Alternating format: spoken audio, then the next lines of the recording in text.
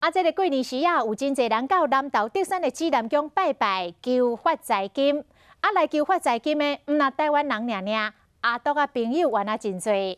庙方讲，这个外国人无身份证，只会当现招现行，就是跋杯土地伯公若同意接到发财金了后，就要提出着家己身躯顶的身体票，随行予庙方。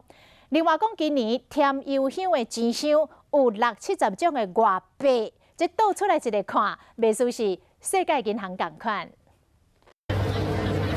南投指南宫过年时啊，香火顶先来拜拜求发财金的人有够侪，信徒添的油香，坐甲会出动点钞机。除了规大堆的新台票以外，还有几啊塔的外国钱，有美金入票，阁有毋捌看过。足侪啦，这袂我才接算啦，足侪拢毋捌看过。外国钱有60-70种，庙方人员嘛，毋知要安怎点规气用塑胶袋包起来做纪念。外国人入境随俗除了拜拜，嘛是要体验借发财金的文化。想带来指南宫体验一下借还金的文化吗？会啊，不然国外也没有这种庙可以体验啊。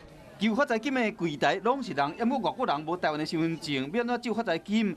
借到了后要安怎行？你无身份证，所以咱袂使哩。阮店人没办法实施，所以很多外国人都是用现借现行。指南宫借现金的系统，敢会使登记身份证，无身份证外国人借到发财金了后，需要提出600块的新台票，现付庙方，等于是现借现行。用这款的方式，让外国人嘛使感受到台湾的借金文化。